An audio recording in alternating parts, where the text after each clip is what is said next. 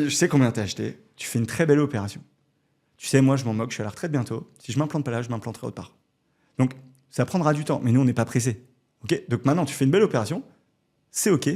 Bah, sinon, on se tape dans la main et puis c'est fini.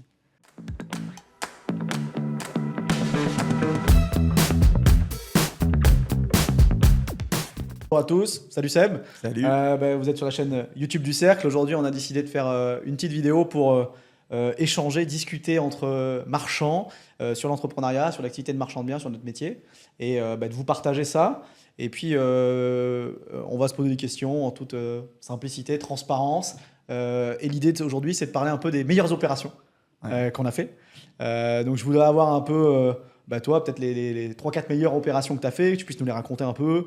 Et puis qu'on discute là-dessus, puis Ouais. je ferai pareil pour moi après. Ouais. Alors, écoute, je vais les mettre par ordre, on va dire, chronologique, et puis aussi remettre le contexte en tant que marchand. Oui. Qui j'étais, où est-ce que j'en étais, etc. Parce que ça change, en fait, ça évolue. Et des belles opérations d'aujourd'hui étaient exceptionnelles il y a 5-6 ans, donc en fait, c'est normal. Donc, la première opération, j'en ai peut-être déjà parlé d'ailleurs sur certains podcasts ou quoi que ce soit, mais c'était ma première grosse opération, en fait.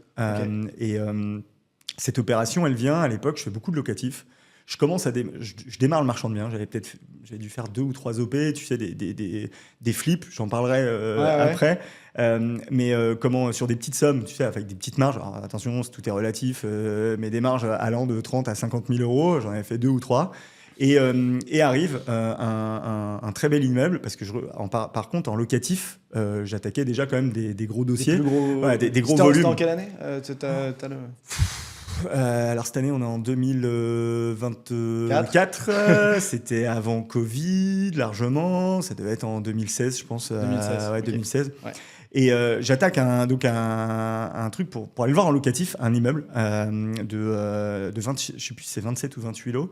Et je vais le voir encore une fois pour du locatif en LMNP, ce que je faisais. Voilà, j'étais vraiment dans une mécanique comme tout le monde où on a patrimoine. voilà, patrimoine. Sauf qu'on arrive, moi j'attelais sur des trucs allant jusqu'à 400-500 000 euros. À l'époque, j'étais encore employé. Et donc je me dis mais ça commence à être gros, parce que le prix total en fait de l'opération, c'était 1,2 million. De celle-là avec les travaux, etc. Okay. Donc c'est un immeuble 27 lots, tout muré, donc on ne pouvait pas visiter parce que ça avait cramé à l'intérieur. Il y avait eu des squats, il y avait eu des c'est la place. Facile, quoi. C'était dans une grande ville, où c'était à Rouen, et comment c'était la place où en fait il y avait toute la cam en fait qui tournait dans la région, dans un quartier en pleine expansion en fait, où justement tout était en train de revenir. Les gens, pour l'histoire, avaient fait un financement en in fine à 20 ans. Et en fait, ils arrivaient aux 3 dernières années, et vu que ça avait été squatté, etc., les gens n'avaient pas encaissé les loyers et revendaient à un marchand de biens qui lui avait un super réseau là, d'ailleurs d'apporteurs, et qui maintenant je connais très bien, et avec qui d'ailleurs on fait bientôt une affaire. Okay. Lui, il a récupéré cette affaire. Les gens à l'époque avaient acheté 1,5 million le bien, et là lui, il me le revendait 650 000. 1,5 million en in fine, et moi, lui, il me le revendait 650. Alors, c'est un marchand qui fonctionne vraiment à l'ancienne. Il faisait vraiment ses 20 points de marge. Il voulait pas dormir, il faisait que du flip. Il réglait les problèmes pendant sa période de compromis, et te le vendait. Donc moi, il arrive. Et moi, je mets mon temps de travaux. C'est pour ça que je te dis, j'arrive à 1,1 million, 1,2 million, et il y avait 1,1 million, et de mémoire, on arrivait à 140 000 euros de loyer. Tu vois, c'était un peu ça. Donc 1,1 million, 140 000 euros de loyer, tu as quand même une belle rentabilité. Grave. C'était vraiment super. Sur de la petite surface, la moyenne surface. Que de l'habitation. Que de l'habitation, hyper rentable. Très très bien foutu, parce que c'était des anciens chambres à l'époque, on appelait les PTT en fait. Ils logeaient les employés. Donc super bien fait. Place de parking, lui il garde les places de parking, parce que dans les grandes villes comme ça, il n'y en a pas beaucoup. Ça peut servir pour de prochaines opérations. Exactement. et donc, écoute, on rentre en égo, et là, marchand d'expérience en face de moi, bébé marchand, débutant, j'en avais fait, je connaissais l'immobilier, j'étais plutôt entrepreneur, parce que donc j'étais employé, mais à côté, j'avais quand même mes boîtes qui commençaient à tourner. Et il me met une pression de négo en disant non, c'est sans conditions suspensives, c'est comme ça, etc. Donc je fais une première offre avec conditions suspensives. Il me dit ouais, mais non, c'est sans condition, je veux zéro condition, tu m'en mets pas, etc. Sinon, je m'en fous, je vais voir avec quelqu'un d'autre, sauf que moi, je vois la rentabilité du truc. Je dis, c'est pas possible, ça va pas m'échapper. Sauf qu'à cette époque-là, en termes de cash disponible personnel, je dois avoir entre 10 et 20 000 euros. Donc je suis incapable. 10 et 20 000 euros. Ouais. Il y avait plus rien, t'avais tout mis dans les locatifs, Tout était mis, tout était placé. parce en apport, Ok. ou en truc illiquide, ou immobilisé sur une... Donc en fait, j'ai pas l'argent. Tu vois, Ok. au moment où il me forçait ça, j'ai pas l'argent. Et quand je dis... Et justement, je quittais mon job. En fait, c'était le moment... C'était pleine transition. tu Transition vois. complète pro. Et là, je me dis, mais je peux pas louper stopper.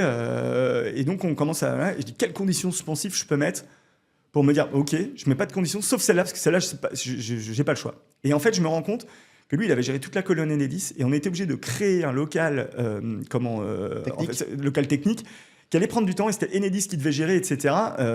Et un sous-traitant d'Enedis qui venait faire, nous, on devait faire une partie électricité, et Enedis devait venir réceptionner, etc. Et je lui dis, écoute, j'avance les frais de tout ça, je m'occupe de tout avec un électricien que je connais, etc. Mais par contre, je fais tout pendant la période de compromis. Toi, tu me montres que la vente, elle est sûre. Moi, je fais tout pendant une période de compromis et je t'achète une fois qu'Enedis a fini à régulariser cette partie-là. Et en fait... Donc, t'as gagné du temps. Alors, attends, donc je signe. Je te jure, je rentre chez moi et à l'époque, je rentre, je pleure en fait en rentrant chez moi. Je dis, qu'est-ce que j'ai fait? Mais non, mais qu'est-ce que j'ai fait? Qu'est-ce que j'ai fait? J'ai pas les moyens. Hein, et à l'époque, ma femme me dit, écoute, tu vas y arriver, il n'y a pas de problème, tu vas y arriver. On va trouver des solutions. Tu en as toujours trouvé, on va en trouver. Ouais.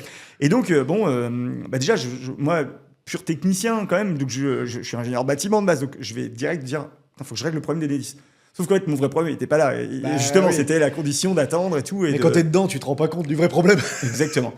Et donc, là, je me dis, bon, mais je vais voir les banques. Et à l'époque, c'était le Crédit du Nord qui me finançait, qui était très bien implanté. Et elle me dit, non, mais attendez, j'ai financé 2 OP de 120 000 balles. Là, c'est trop gros. C'est même pas la peine. C'est même pas la peine que qu'on aille au dossier. Okay. De toute façon, vous avez pas l'apport et tout. Et à l'époque, j'ai même pas toutes les notions de pouvoir lever de l'argent et tout. Tu vois, j'en suis là. Ouais, je sais pas. J'en suis vraiment au début. Et enfin au début, je connais l'immobilier, mais il y a pas. Les réseaux sont pas développés autant. Enfin bref. Et donc je me dis bon, mais il faut que je trouve un associé. Donc je fais mon bilan économique. Je prépare mon dossier comme si j'allais voir une banque. Je prépare mon dossier. Et à l'époque, je me dis, en locatif, ça passe pas. En marchand, ça marche pas tout seul. Je vais voir des potes à moi pour du locatif. Et eux prennent peur, c'est loin de leur base. Ils me disent non, je crois pas. À tort, d'ailleurs. Mais non, je crois pas, c'est trop loin. Ils prennent pas, ils me disent non, on y va pas. J'aurais eu le financement avec eux, c'était sûr. Mais bon, je dis tant pis, il faut que je le fasse en marchand. J'ai pas le choix, c'est la seule solution que j'ai. Je fais tourner mon bilan, ça me laisse environ 300 000 euros de marge. Et moi, si tu veux, je suis un pur produit immobilier locatif de base. Donc en fait, je fais tourner mon bilan, du LMNP, que je vais vendre à des mecs qui ont de la renta pour vendre vite. Je vois avec, avec une agence sur place, elle me dit je te vends les plateaux complets hyper rapidement, pas de problème. Bon, je dis super, en fait, je dis ça va aller vite. Donc je me dis, attends, j'ai le temps de précom en fait. Ouais, c'est ça ma logique. Parce que tu l'avais jamais fait avant? Ah non, c'est pas sur des trucs comme ça. Et en fait, et puis là, tout ce qu'il fallait mettre en staff, enfin tu vois, avec 28 lots, tu vas 28 fois chez le notaire. T'imagines que 28 fois 2, parce que tu as la promesse. Tu vas acheter, puis après tu vas promesse et réitération. Et à l'époque, il n'y a pas le Covid. Hein. On signe pas tout le monde en démat, c'est pas comme ça que ça se passe. Je vois bien. Et donc ça, on s'en rappelle pas. Il y a beaucoup de gens qui n'ont pas vu et qui signent maintenant des actes toujours à distance. On veut plus se déplacer, même les notaires se déplacent plus. Oui, mais c'est ça. Mais avant, c'était le notaire venait même se déplacer chez le notaire. Donc tu vas 56 fois. Mais attends, tu vas 56 fois quand le truc il est à 1 heure de chez toi, donc 2 heures aller-retour plus la signature, en fait c'est une 56 demi-journées. Ouais. Donc tu remets ça rien que chez le notaire, tu as passé presque 1 mois et demi, 2 mois. Ouais, tu vois le truc. Je comprends, donc en fait, donc tout ça, je me dis, putain, il y a la gestion des travaux, etc. sur place, parce que pareil, encore une fois, c'est assez loin. Mais les travaux me faisaient pas peur parce que c'est mon métier. C'est mon métier, c'est pas du tout le truc, mais bon, je me dis, il y a un staff là, puis il faut gérer la commercialisation. Moi, je me cherche comment je fais, qu'est-ce que j'ai le droit de faire signer, comment, etc. Est-ce que j'ai le droit de vendre un truc que j'ai pas acheté? À ce moment-là, je sais pas tout ça. Avec toutes ces questions-là qui étaient en suspens un peu. Ouais. Exactement. Et en plus, j'ai pas mon notaire que j'ai aujourd'hui, parce que maintenant, c'est différent. Et j'ai une notaire, Macron, qui est très bien, mais qui est très peureuse, parce qu'elle a peur des marchands de biens. Elle avait déjà bossé avec eux, mais il y avait eu des grosses embrouilles. Donc elle me dit non, je veux pas. Et à un moment, je me renseigne, je prends un avocat, il me dit si, t'as le droit, faut le faire comme ci, comme ci, comme ça. Et donc je lui montre, elle me dit bon ok, mais je veux absolument avoir tous les documents comme quoi la colonne Enedis sera validée et à la réitération c'est écrit qu'il y aura un PV de réception avec la copro, etc. J'ai dit, ok, pas de problème, parce que ça pour le coup la gestion des travaux, amener un PV de réception, un dossier carré au moment de la réitération, je savais faire. Ouais. Et donc bon, si tu veux, j'avance, mais j'ai toujours pas l'argent. Et donc je cadre tout le débat. Et là, à un moment, alors moi à côté j'étais du coup maître d'œuvre. Et donc, je bossais avec beaucoup de promoteurs. Et là, je dis, bon, écoute, j'ai un promoteur avec qui je m'entends bien. Je vois qu'il il est pas Il est peur dans de le prendre des business risques, et- il écoute, il est toujours sur des moutons à 5 pattes, ça va pas lui faire peur. Donc je vais le voir. Et lui, il me dit, bah, sur le papier, ça m'intéresse, mais je fais tourner un bilan. Il fait tourner un bilan, il me dit, mais non, ça perd de l'argent. Je dis, c'est impossible. Alors, mais je doute. Ah oui. C'est Ah oui, sur le surtout gros quand t'as truc. quelqu'un de plus avancé qui te dit ça, Exactement. tu fais putain. Et là, en fait, je me rends compte que les promoteurs, bah, ils font que des bilans à la TVA, tu vois. Et en fait, ils savent pas travailler en marchand de biens. Et du coup, je lui apporte le savoir-faire du marchand de biens, Ok. avec la TVA sur marge, avec le TVA. Alors, savoir-faire, bien grand mot, mais je lui apporte ça. Une connaissance qu'il avait. Voilà, pas. le fait que je peux pré-commercialiser l'ancien, qu'on n'est pas obligé de le vendre en l'état, etc., D'accord. sans être en vire, ou parce que lui, il faisait des produits défisques et tout, sinon, donc il savait, mais là, il savait pas, tu vois. Donc, je lui apporte tout ça, il me dit, écoute, ton dossier est bien monté, tu sais de quoi tu parles, vas-y, go, on y va. Bon, écoute, et je lui dis, j'ai pas de fonds propres, j'en aurais, je dis, dans 18 mois, en fait, j'avais une vente d'un immeuble que je devais faire, mais je pouvais pas le faire avant cette date-là, etc., pour des raisons fiscales. Je dis, j'aurai des fonds propres qui vont revenir et je saurais remettre, en fait, à ce moment-là, ma cote-part. Ok. Et il me dit, c'est gentil, il n'y a pas besoin, mais c'est gentil et c'est ce qu'il faut faire en tant qu'associé, et comme ça, on continuera. Donc, si tu veux, on part comme ça. Et là, au moment de la. Et donc, alors pour finir sur le bilan, parce que je m'éparpille, mais.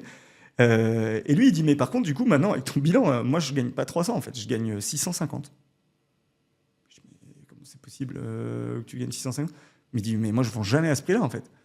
Toi, tu vends, parce que moi, je vendais au profil, comme moi, Sébastien, qui investit. Qui cherche une rentable. Investisseur qui veut une rentable. Qui veut un truc rentable. Je veux vendre vite, mais lui il dit on va pas se précipiter, on va prendre on aura un levier bancaire. En plus on a le temps. La colonne dit ça va prendre du temps et tu vas te débrouiller pour que ça prenne du temps. Ok. Et il dit on va commercialiser. Moi j'ai des réseaux de commercialisation. Lui c'était un ancien commercialisateur en fait. D'accord. Et en fait, bah, ni plus ni moins tout ce qu'il a rajouté au prix de vente, bah, c'était de la marge. Bah oui, C'est- forcément. exact- Dès qu'on augmente le prix de vente de l'eau, c'est de la Exactement. marge. Et on finit à 680 000 euros de marge. L'affaire dure plus longtemps que ce que j'avais imaginé. Après, il y a Ok. toujours le ratio de temps. Tu aurais pu encaisser plus tôt. Voilà. Mais là, en association, en fait, j'ai encaissé plus de marge Que si toi, je l'avais seul. fait seul. Ouais. Et stoppé. Donc, et en plus, ça me donne une confiance en moi, en fait. Je vais pas parler de crédibilité, parce que si tu as fait une OP, tu n'es pas crédible, il faut continuer. Mais ça me donne confiance en moi. J'ai levé plein de problématiques et j'avance comme ça. Ok. Donc voilà. Donc ça, c'est ma, on va dire, la première OP où je suis vraiment, je suis vraiment content de moi, belle OP. Et juste derrière, enfin pas juste derrière, pendant cette OP là, Ouais. parce que du coup, elle dure. Ah oui, parce que je n'ai pas dit combien de temps elle a duré, mais pendant 18 mois, je me bats avec Enedis, on fait les trucs et tout, et on Ah oui, arrive. 18 mois avec Alors, Enedis pour un moi, petit peu moins, mais, ok. parce que le Covid arrive après entre deux. Tu vois. Donc, au moment où on doit arriver à réceptionner, il commence à y avoir les problèmes et Ouais. ils viennent réceptionner d'ailleurs avant le Covid. Le Covid arrive, eh Plus rien se passe. ben, plus rien se passe, Ah, etc. bah ouais. Donc ça dure de mémoire, je le fais de mémoire, mais 16 à 18 mois, puis ensuite derrière il se passe 6 mois avant que tout ça puisse revenir. Et donc du coup, entre deux, moi, bah, j'ai continué à avancer, je continue à détecter des opérations. OP, ouais. Et donc, moi, produit, je commence à voir le niveau de marge qu'on pouvait faire. Ok. Pas un billet de 30 000 comme ça, comme un agent IMO plus, quoi. Et je monte des coûts, en fait, des OP, sur des OP que moi j'avais déjà faites. Je fais visiter mes OP à des clients. Je leur dis, est-ce que ça vous intéresse, etc. À des mecs avec qui je bossais dans mon réseau professionnel. Donc des OP de marchand que tu avais déjà fait. Non, Ou des OP de locatifs. locatifs, immeubles de rendement, de la Ouais. coloc, du machin. Je fais visiter, je dis, voilà mes chiffres, où Ok. je suis. Moi, de toute façon, je ne vais pas continuer comme ça dans le locatif. Je ne peux pas continuer à m'endetter comme ça. Et en Ok. tout cas, je ne peux pas être que sur ce genre de produit. Je dis la vérité. Et je leur dis, moi, je peux vous trouver ça. Quel est votre levier bancaire? Sur quoi vous voulez aller? Et les mecs, en fait, me donnent des indications. Et après, je sonde de l'OP, je monte les affaires et je leur revends, en fait, avec l'affaire. C'est eux qui l'ont réalisé. Et là, je fais, en fait, pendant cette période, c'est pour ça que je dis c'est ma deuxième meilleure affaire, je fais des flips, en fait, et j'en fais deux. Je fais 2 flips à plus de 100 000 euros de marge pendant cette période, Ok. en fait.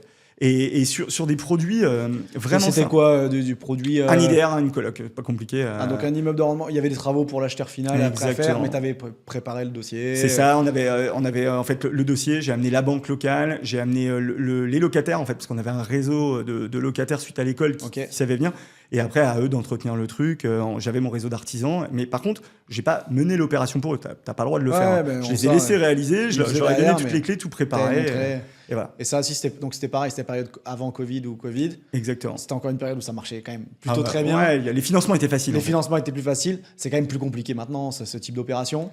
Ah bah, les financements... T'as plus les mêmes rendements en tout cas. Parce que ton on- financement, il a pris 3 points. Donc, Ouais, 3-4 on points. pourra en parler dans une autre vidéo mais aujourd'hui, aller sur ce genre d'opération, je pense qu'il faut aller tout de suite sur des trucs haut de gamme pour cibler une clientèle haut de gamme qui a plus d'argent, qui va être finançable, qui est capable de mettre beaucoup d'apports et c'est fini d'aller vendre ça à n'importe qui assez facilement en fait. C'est vrai.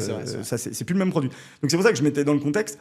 Et donc bon, ça voilà, pour moi c'est mes 2 opérations, puis surtout c'est dans un contexte où je démarre et ça me permet de créer de la trésorerie et de commencer à me dire putain, je peux aller voir autre chose en fait.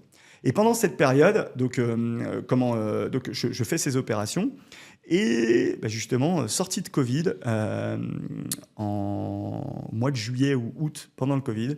Donc 2020 quoi. Ouais, c'est 2019 ou 2020, je sais plus. 2020. Bon, 2020. On sort du Covid et là en fait, alors le cercle du coup existe et avec un membre fondateur, il détecte une OP.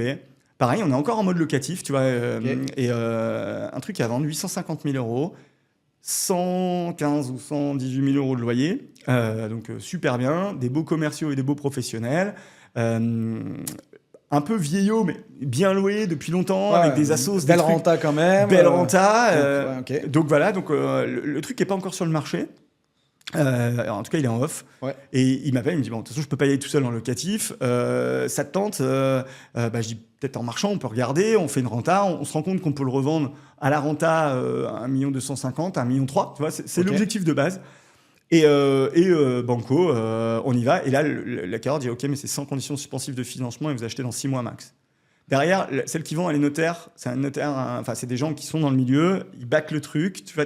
Là, tu sais que pareil. T'es coincé. Et donc, si tu veux y aller, t'es coincé. Il y a 900 cas à poser. Moi, à ce moment-là, j'appelle du coup la caisse d'EP qui nous avait financé sur la fameuse opération. Ok, avec ton autre. Ouais, bah là, je l'appelle, il me dit ouais, c'est bon. Mais il me dit c'est bon, mais tu vas comme un banquier qui est confiant, mais il t'envoie pas de financement. Ouais, il a pas vu le dossier là. Mais oui, il a pas vu le dossier. Ce que tu me dis, c'est bon, mais voilà. Sur le papier, ça passe, mais voilà. Et attends, et donc on lance le truc, on signe sans condition. Donc bah pareil, hein, on n'a pas les sous pour y aller sans financement. On dit on y va. Et donc on est à 60-40, moi à 60, lui à 40 parce qu'il n'a pas les fonds propres. C'est moi qui mets les fonds propres. Je m'engage. Par contre, on s'engage tous les deux à payer l'indemnité s'il y a un problème. Si jamais ça part à 60-40. Et moi je m'engage à mettre l'apport. Donc et à trouver le financement. Et donc le parcours du combattant démarre. Pour trouver le financement, t'as 6 mois. Alors voilà, on arrive. Alors avant ça, on arrive et on se dit, on arrive à la promesse. Et on arrive à la promesse. Et là, pour le coup, on est sorti de Covid, donc on est en démat. Okay. Parce que on fait une procure. Et là, la notaire que je connais pas, parce qu'elle est de là-bas, je l'ai jamais vue, elle m'appelle parce que je suis majoritaire, donc c'est pas à lui de décider. Elle m'appelle et elle me dit, il y a un problème. Aldi a construit sur le terrain. Je m'en rappelle, c'était un vendredi après-midi. J'étais avec mes enfants, je venais de les chercher en fin de journée à l'école. Et enfin, pas à l'école, ils étaient avec moi d'ailleurs. Elle m'appelle et là, je dis si, on achète. Et en fait, tu vas comprendre après pourquoi. Je dis si, on achète. Ils ont construit chez nous, c'est pas grave, on va aller les voir. Et je sais que les supermarchés sont capables de mettre beaucoup d'argent sur la table quand il y a un problème parce que leur business est rentable, tu vois. Et donc, bon, on achète. Mon associé qui est là-bas, local, je lui dis, écoute, il me dit, écoute, tu vas les frapper à la porte, tu vas leur dire, on va voir ce qui se passe. En attendant, on pré-commercialise, parce qu'on veut avoir une offre. Et on reçoit des offres, 1 250 000, 1 million 3. Donc, comme prévu, en fait. Ouais, comme prévu. Mais les mecs se désistent, mais on sent qu'il y a un intérêt, si tu veux. Mais tu vois, ça fonctionne, on sent que ça va aller, mais bon. Puis en attendant, le banquier, il bosse toujours sur le dossier de financement, mais j'ai pas de nouvelles. Donc on doit acheter en décembre. Donc on est au mois d'octobre, toujours pas de nouvelles. On arrive à avoir non pas le propriétaire du Aldi, mais le mec qui s'occupe de l'immobilier du Aldi, parce que c'est lui qui... C'est le groupe, c'est quoi le groupe Aldi? Imaldi, je crois que c'est ça. Okay. Je sais plus. Peut-être que je regarde. Imo Aldi, comme ça. Et donc lui il gère le foncier pour tous les magasins de la France. Ouais, c'est ça. Ok. Et là, le gars, il dit non, mais attendez, nous, on a fait un bail, je sais plus si c'est un bail à construction ou si c'est un montage spécifique. Il dit, moi, de toute façon, je vais me retourner contre le constructeur, etc. Donc, je m'en fous. Mais rapport de force qui arrive, si tu veux. Direct. Et à l'époque, il y a quelqu'un que je connais bien qui avait repris un hypermarché de sa famille, qui l'avait monté, qui l'a revendu. Et je l'appelle et je lui dis, écoute, qu'est-ce que t'en penses? Combien ils sont capables? Et là, elle me dit, il faudrait faire un calcul, place de parking. Mais elle me dit, je pense qu'ils peuvent te racheter le truc à côté, tu vois. La parcelle en entier. En fait, tout le bien. Et du coup, ils avaient empiété pour avoir une idée. C'est quoi? C'est un Ce qui est là, mètre? c'était 3 mètres carrés du bâtiment. Mais quand tu Ah veux oui. le foutre par terre, Ah, c'est différent. Et donc là, elle me dit non, mais je pense que faut que tu vois, est-ce qu'il est ancien là, et elle me dit, ils sont en pleine expansion, ils construisent des trucs neufs. Ok. Et là, du coup, on se renseigne. Et du coup, là, le développeur vient nous voir et il nous dit non, mais je suis intéressé, je vous rachète tout. Et là, il nous dit mais combien vous en voulez? Et là, on sait qu'ils sont capables de mettre des sommes faramineuses. Parce que le foncier, c'est pour un business. Donc, c'est ça. Chiffres, Alors, désolé, d'habitude, je parle jamais de chiffres. C'est une affaire que j'ai fait il y a longtemps et j'en ai pas jamais parlé sur les réseaux. Je vais en parler là. Et donc, on leur dit 3 millions. 3 millions. Comme et ça. là, mon associé me dit mais non, on va jamais le vendre. On s'en fout, on va voir. En fait, on a des offres, on est dans notre marge. Comment ça s'est fait? Tu l'as fait par téléphone? Tu l'as appelé? En physique? En physique, lui en physique, nous on en discute en face, lui en physique, et moi toujours, tu sais, derrière en disant je suis l'associé chiant, quoi, qui est majoritaire, qui est pas là en plus. Donc tu sais, le mec il peut pas discuter avec moi, etc. Et donc un vieux de la vieille, et on savait pas, il était à 2 ans de la retraite, enfin bref, ou 1 an et demi. Et donc le gars très bon, il dit bah ok, je vais voir avec ma direction, je passe en comité. Comme ça. Là, il m'appelle, il était trop content. Montagne rue, je pense pas, parce que tu montes au ciel, tu dis putain, si j'ai fait ça. Ouais, c'est ça. Alors, donc on se dit, forcément, on se fait des films et tout. Et comment le gars revient, il dit j'ai un accord à 2,8 millions. Ok. 2,8. Et t'avais acheté donc 850. Enfin, t'avais pas acheté encore 115 000 euros de loyer. Ouais. Et donc, alors, non, attends, je te dis une bêtise parce que lui, il nous dit OK, on a le financement. Ok. Via la caisse d'EP, au dernier moment. On achète, genre là, au mois de novembre, on achète au mois de décembre. Ok. Comme prévu. Et en attendant, de toute façon, les loyers couvrent largement. Enfin, on gagne par an 60 000 euros. Cash flow, ouais, on est en cash flow de 60 000, donc on est à l'aise et tout, il n'y a pas de problème. Et on a l'offre d'Aldi début d'année. Ok. Sauf que là, le mec, il nous dit, par contre, à ce prix-là, vous occupez d'évincer tous les locataires. Donc toi, tes bâtiments que t'avais combien de locataires? 8. Donc 8 locataires. Beaux pros et commerciaux. Donc là, un peu nouveau pour moi pour évincer des gens sur un truc comme ça. Mais bon, je me dis, ça se fait. On regarde les dates de baux, comment on doit faire. Mais bon, il y a l'indemnité, comment la calculer, je ne sais pas, etc. Et on dit, OK. Et lui, donc, il repart. Et il revient et il nous dit non, et du coup j'ai un doute, mais il revient et il nous dit non, c'est en fait c'est donc on lui dit OK, il dit je retourne en comité. Et donc quand il revient, il dit là ça y est, j'ai un accord fermé définitif, mais c'est 2,3 millions. Je sais plus si c'est 2,3 millions ou 2 millions. Mais... J'ai un doute. Alors bon, désolé, je vous la mettrai en commentaire. Je vais pas dire que c'est les gros, mais j'ai déjà vécu ça sur une opération. En fait, ils tapatent et ils te mordent le truc. Mais oui. Quoi? Et après, si on aurait dit non à 2,8 millions, je suis sûr qu'on aurait gagné parce qu'il les aurait mis. Mais bon.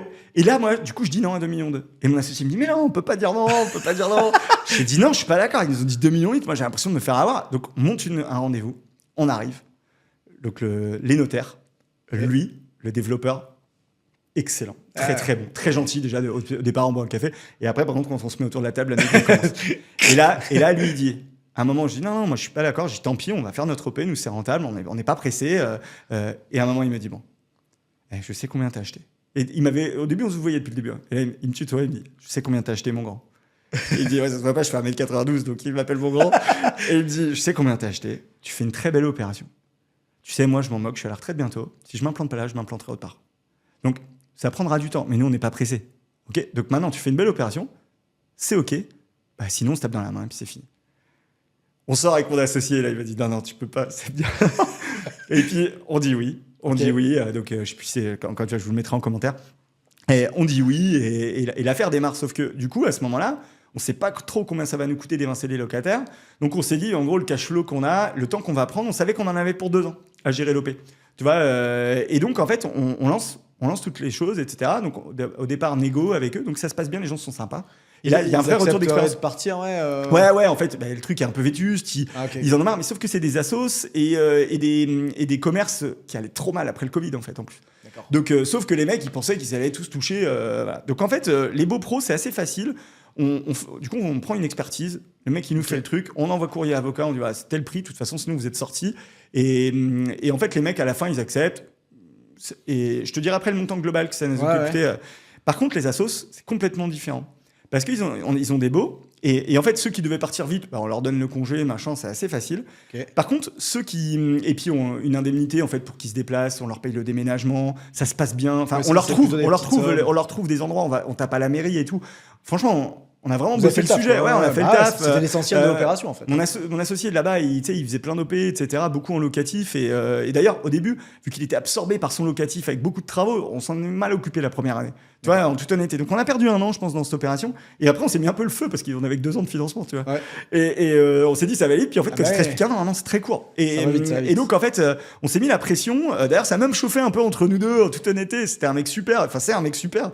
Mais c'est un peu chauffé. On s'est dit, ah ouais, mais on a merdé. Tu vois, Bah, quand ça merde, tu sais de trouver un responsable des fois. Ouais. Putain, qui a fait la merde? alors, c'était quand même rentable, si tu Ouais, veux. bah oui. Mais voilà, donc si tu veux, là, on appuie, on commence à appuyer fort, machin, mais sauf que t'en as qui font point dur en disant non, mais nous, on peut pas. Au mois de septembre, on a des gens qui arrivent, etc. Des étudiants. Alors, c'est pas des étudiants, des apprentis, ou je sais plus trop. On peut pas, en fait, on peut pas partir, sauf que Aldi, on avait une promesse qu'elle allait jusqu'à telle date. Ah Eux, ouais. ils avaient posé le PC, ils l'avaient. Ah oui, parce on attendait, si tu veux, que leur PC soit validé pour lancer officiellement Ouais, je comprends. les courriers. Et en fait, dès qu'ils ont eu le PC, mais c'est un ERP. Et en fait, Ça met des délais. mais oui, t'es sur entre 8 et 12 mois, si tu veux, avec la mairie, les échanges. Donc en fait, 12 mois, ils ont le permis, on lance. Et Et là, il nous reste, parce qu'on voulait bah pas évincer ouais. des locataires, se retrouver avec un truc vide, Oui, qui a plus de rente, il y a plus qui de a plus de rente, t'as plus de rentable, et rendement. Aldi nous l'achète pas. Ah, c'est ça où c'est compliqué. Il faut Ah, mais, bien en mêler fait, les voilà. délais. Donc enchaîner moi, en tout ça. parallèle, j'appelle la banque, je lui dis, il nous faut une prolongation. Ouais, t'inquiète, mais tu peux pas me les. Encore une fois, tu vois, le t'inquiète, il est sympa. Je sais que j'ai confiance en toi. À chaque fois, ça a marché, mais écris-le moi parce que on peut pas l'acheter cash dans un Ouais, an, je si tu veux. comprends, je Nous, on comprends. s'était engagé sur plein d'autres trucs et tout. Enfin bref. Et donc voilà, il reste à la fin un locataire. En fait, exactement, il reste 2 locataires qui bloquent. Sur les 8. Ouais, sur les 8. Un locataire qui payait vraiment beaucoup de loyer. Et en fait, là, Aldi nous dit non, mais ça, nous, on peut le conserver. Vous n'avez pas besoin on le démolit pas dans notre projet. On peut le conserver. Donc, l'évincez pas. Et en plus, c'était le plus gros loyer. Donc, en fait. Tu gardais le gros loyer. Eh oui. Ah, c'est Et bien. en gros, on avait 45% du loyer qui continuait à tomber. C'était genre 50 000 balles. Donc, en fait, nos frais financiers étaient toujours portés, même si tout le monde Ok, partait. Bien. Tu vois le truc? Ah, Alors, ouais. mais c'est encore une fois, tu vois, Il y a un l'opération, peu ça- de chance là, à C'est ce ça. moment-là. Et l'autre, en fait, et là, mon associé a fait un travail magnifique. Il allait voir tout le monde. Et il est arrivé, il allait négocier avec eux des offres partout. Et en fait, à la fin, on a trouvé un accord. Et en fait, on leur a payé une partie on leur a payé leurs travaux, etc. Ok. Sur leur nouveau local. Ouais, sur leur nouveau local. Et en fait, ça s'est bien passé. Et bon, Aldi a acheté avec du coup une marge exceptionnelle parce Ouais. que non seulement il y a la marge, qui est là, prix d'achat, prix de vente, mais Ouais. entre deux, il y avait un cash flow positif qui Cash a flow, duré. moins frais financiers, moins de duré- indemnités d'éviction. Mais Exactement, même qui a duré marge, 30 mois. Et une opération qui a duré 30 mois où on pensait réellement aller plus vite. Ouais. Et je me rappelle du banquier qui me dit, et ça c'est un conseil vraiment pour tout le monde, c'est quand le banquier vous dit, par habitude ces opérations ils durent longtemps, vraiment pensez pas que ça va aller plus vite, quoi. Il y a des délais, Ouais, il y a vous avez des des délais. gros en face de vous, attention, c'est pas si simple. Et voilà, enfin, en tout cas c'était super cool. Et voilà. Donc voilà, mes 3 OP c'est vraiment la première grosse opération. Parce que voilà, j'y suis allé sans le savoir. Après, c'est des opérations très simples, en fait, en flip sur un business que je connaissais. Ouais. Et après, ensuite, cette opération-là, qui était vraiment complètement novatrice, qui se transforme en une opération normale à une opération exceptionnelle. Exceptionnel, ouais. Et Et de base, tu avais une autre sortie. Quoi. C'est que t'avais Ouais. un plan A qui s'est pas réalisé. Finalement, tu as eu un meilleur plan non, encore. mais en fait, Mais- c'est ce que c'est dans les modélisations. Ouais. Tu as ton plan A qui marche, et ensuite tu as des plans d'amélioration. Et si ton plan d'amélioration il marche, tant mieux. Et s'il marche pas, tant pis. En fait, Aldi nous aurait dit non, machin. On aurait gardé la petite parcelle, on aurait fait une découpe, on aurait gardé juste la parcelle, puis Ouais. on aurait demandé de démolir, on aurait regardé le temps que ça dure, et puis c'est tout, si tu veux. Donc voilà. Et toi, du coup? Bah, moi, les opérations, c'est sur des plus petits montants parfois et des belles opérations. En fait, il y a plusieurs choses qui sont des belles opérations pour moi. Des opérations que j'ai bien aimées à titre perso, dans le sens, j'ai trouvé que j'avais fait un truc sympa. C'était beaucoup mieux qu'avant. Là, j'ai cité la dernière opération là, qu'on a fait à Paris.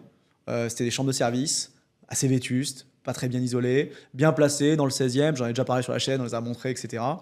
Où on a acheté ça en août 23. Donc c'est une des dernières opérations qu'on est sorti 1 an après. L'idée c'était on a acheté 4 chambres de service qui étaient côte à côte, contiguës, qui étaient déjà séparées 2 par 2. Donc on avait 2 appartements d'une quinzaine de mètres carrés chacun, quinzaine de mètres carrés au sol. Et puis finalement tout s'est globalement bien déroulé. Alors c'était un retour à la vente suite à un compromis qui a pété. On s'est positionné avec une petite négo, mais pas grand-chose. En fait, c'était 253 000, on s'est positionné à 233. Donc on a eu l'opération. Je me suis fait financer par du crowd. Ça s'est bien passé. En fait, tout a été hyper fluide. Donc on s'est positionné, je crois, en mars, avril. On a signé le compromis en avril. En août, on a acheté. On a commencé les travaux. Ça a duré 2 mois et demi. Donc on est arrivé à la fin de l'année 2023. Et puis après, commercialisation. Et en fait, pareil, ça s'est assez vite passé. On a eu un acheteur rapide. Et c'est là où je trouvais c'était cool parce que Beaucartier à Paris, on a eu des top acheteurs. On a eu des top acheteurs, top profil, qui voulaient par contre un niveau de détail, de finition et de qualité qui était important. En fait, ils voulaient vraiment avoir plus rien à faire. Au point qu'à un moment donné, on avait mis un canapé. Je tacle l'agent IMO là-dessus, mais il m'avait dit mais c'est pas possible que tu mettes un canapé trop cheap dans ce bien-là. Parce que tu vends cher. Tu vends cher au mètre carré. Et les acquéreurs que tu vas avoir, ils veulent pas avoir un canapé pourri. Donc on est allé chercher un canapé convertible hyper bien avec le bon matelas, etc. Il m'avait signalé aussi un point, on avait un compteur Linky. C'est vrai qu'on voyait le compteur Linky. Il avait mis un beau tableau électrique avec la porte, le coffret, etc. Mais il était encore visible, le Linky. Il n'avait pas mis un coffret. Il m'a dit, c'est impossible. C'est impossible dans le luxe qu'on voit ça. Enfin, dans le bien de luxe, parce que tu vends à un prix très élevé.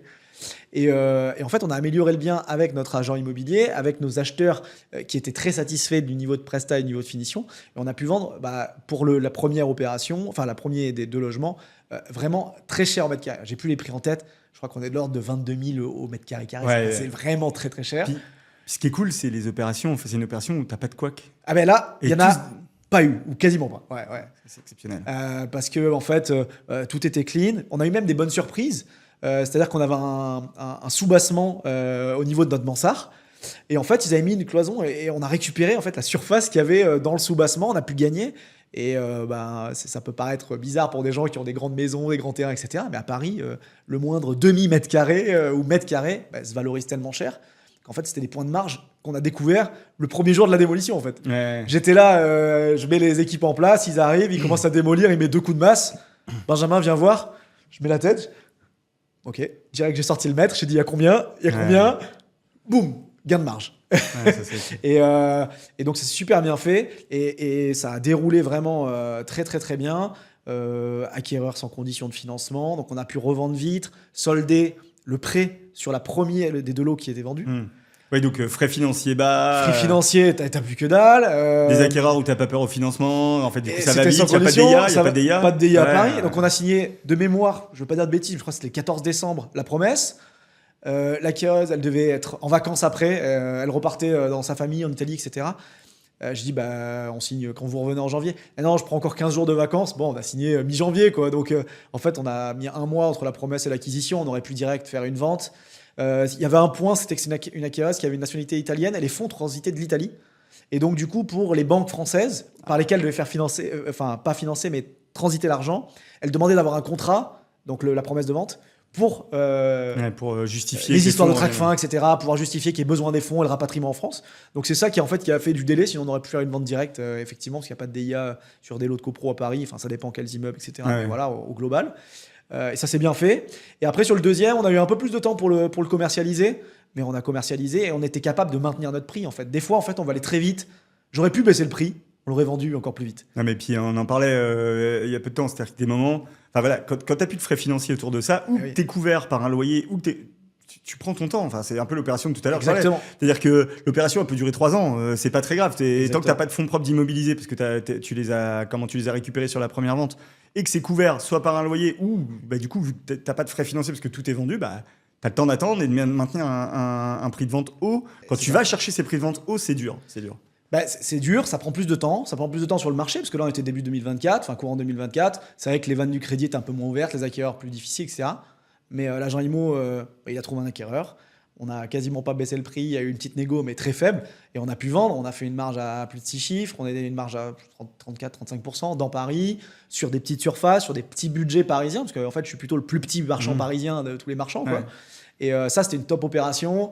Les gens dans la copro étaient hyper contents qu'en fait ça a été revalorisé, que ça a été refait, qu'il y a eu du travail sur l'immeuble. Les logements étaient superbes, on a amélioré l'énergétique, les clients acquéreurs ils étaient au top et super heureux d'habiter là. Et ça c'était une top opération, j'ai beaucoup aimé. Après j'ai eu d'autres opérations, j'ai des opérations de flip aussi, parce qu'en fait si on pense les meilleurs, moi je pense aussi les plus rentables, mais les plus rentables quand on y pense c'est quasiment des flips. Moi la première opération que j'ai faite, On avait acheté, donc c'était sur Toulon, dans le Var, un appart locatif. On était très mindset investisseur locatif, comme beaucoup quand ils passent au marchand. On se positionne. Les prix de mémoire, je pense que c'était 95 000 qu'on achetait un appart qui était typiquement idéal pour faire une coloc. Dans le même immeuble, j'avais fait 2 apparts. Donc, je connaissais, j'ai montré les apparts à des clients potentiels qui étaient investisseurs qui voulaient faire une coloc. Et on l'avait acheté 95, on l'a revendu 127 ou 128 l'appart. Donc une marge, donc ça fait 30 et quelques, moins les frais de notaire, etc., frais de mutation, quelques petits frais.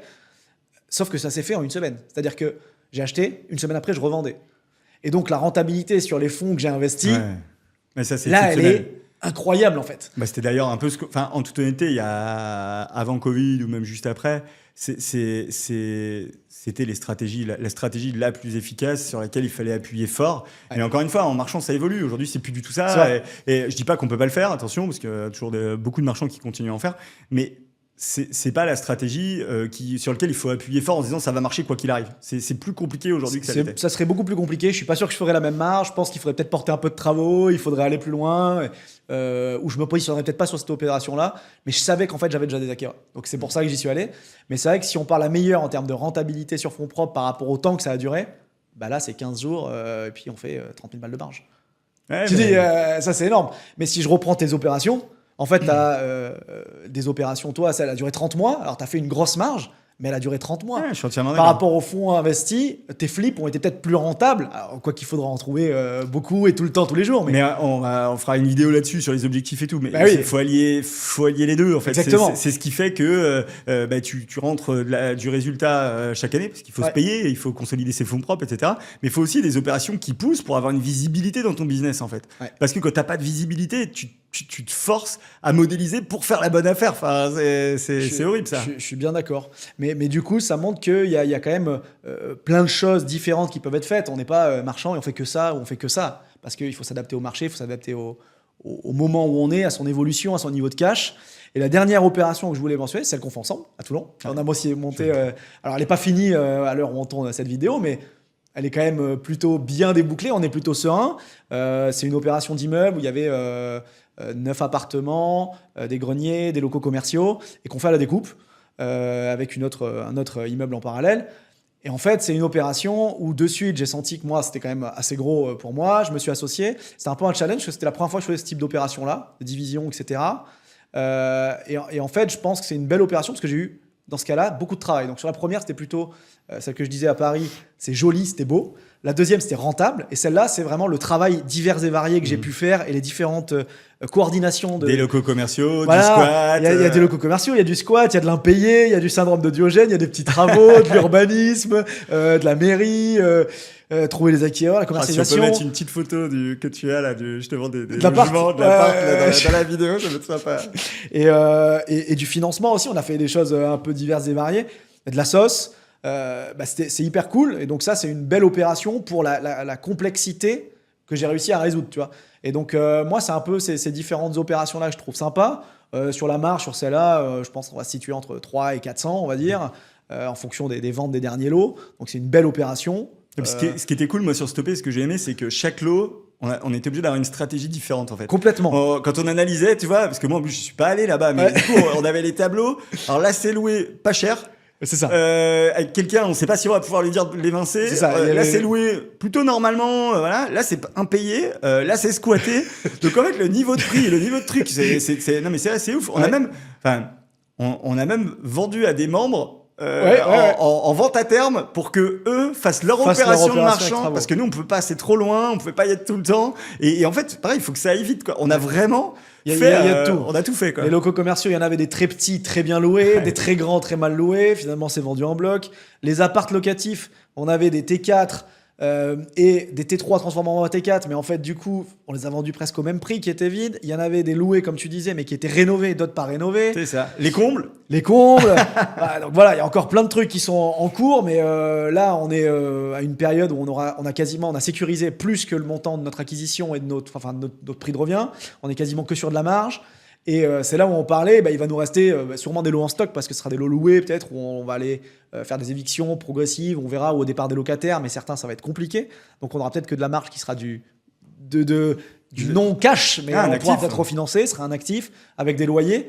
Mais ça, c'est une belle opération pour ça, quoi. Voilà. Ouais, Donc, et puis encore une fois, que des choses différentes. Montrer aussi dans la région aux agents immobiliers locaux Ah bah oui. qu'une grosse OP, c'est OK, on sait se positionner, on sait aller vite, on sait la gérer. Enfin, pour le réseau et pour la suite, c'est juste topissime, quoi. Donc pour le réseau et puis pour la confiance, comme tu l'as dit, en fait, les premières opérations, tes premières grosses opérations, c'est un challenge pour toi, en fait. Hein, et tu te positionnes, tu disais, bah, j'ai pleuré quand je suis rentré. Ah, des fois, bah, alors j'en suis pas arrivé à pleurer, mais putain, je me disais, putain, pourquoi je m'y suis allé? Pourquoi j'y suis allé? Pourquoi je fais ça? C'est le bordel. Il y a je sais pas combien de merde à gérer. Et en fait, bon, ben voilà. On le dit souvent, on le dit souvent dans le cercle, mais en fait, quand il y a de la marge, il y a des problèmes. Et souvent, les gens disent, bah, voilà, ouais. Alors oui, le jour où, j'aime bien le dire, mais le jour où tu trouves une pièce d'argent, bah oui, tu vas la vendre au prix de l'or. Ah ouais, enfin une pièce d'or par terre, tu vas pas la vendre au prix de l'argent, tu vas la prendre au prix de l'or et tu l'as trouvée. Bon, ok, ça arrive une fois dans une vie ou une fois tous les 10 ans, c'est ok. Et ça arrive que les marchands se gavent, pour tout dire. Et d'ailleurs, cette réputation reste pour ça. Mais sauf qu'en fait, globalement, c'est que des nouvelles expériences, c'est que des problèmes à régler, que des risques qui sont là, qui sont identifiés et qu'il faut lever au fur et à mesure. Donc un niveau de stress qui reste et j'ai envie de dire 100 cas différents en fait. Il n'y a pas un cas qui se ressemble parce que oui, tu as beau avoir la logique de ouais, je sais découper, je sais faire des travaux. Ouais, mais c'est pas fini en fait. Si tu veux que ton opération soit rentable, comment tu la modélises? On le disait tout à l'heure, plan A simple. Ouais, je gagne ça, mais comment j'arrive à une marge moyenne? Comment j'arrive à une marge haute? Et peut-être une marge très très haute si ça marche. Si tous les éléments s'alignent. Voilà, si un jour les planètes s'alignent. Et ça, en fait, c'est comme ça je pense qu'il y a des OP, alors je les ai pas là en tête, mais que j'aurais pu mettre dans mes meilleures affaires, mais en fait, non, je suis resté en bas à ma marge basse. Ouais, parce que t'as pas eu le Aldi. Exactement. Et du coup, je les vois pas comme une bonne affaire, mais en fait, elles auraient pu être une des meilleures affaires, mais bon, ça s'est pas aligné à ce moment-là. Tu les referais aujourd'hui, ça marcherait peut-être, quoi. Bon, bah, très cool. Bah, merci pour ce partage. Bah, j'espère que vous aussi, vous avez bien aimé cette vidéo sur les meilleurs OP. Et n'hésitez pas en commentaire en fait, à nous dire, vous, c'est quoi vos meilleurs OP ou en tout cas vos meilleurs moments en tant que marchand. Ça peut être cool d'échanger, parce que là, on a des moments, on en a parlé un peu émotionnels, un peu de chiffres ou autres. Il y a des histoires, des fois, sur des chacun a sa opérations. perception. Donc Exactement. Et puis, si vous avez aimé cette vidéo, de toute façon, on retournera de nouvelles vidéos. On fera peut-être une vidéo sur nos pires OP. Ça peut être... écoute, la prochaine. Les pires OP et d'autres vidéos. N'hésitez pas aussi à liker, mettre des commentaires, comme vous l'a dit Sébastien, vous abonner à la chaîne. Et puis, si vous voulez plus d'informations sur le cercle ou nous rejoindre pour devenir marchand de biens ou accélérer dans votre activité, n'hésitez pas. Il y a les liens autour de cette vidéo. À très bientôt. Salut. Ciao.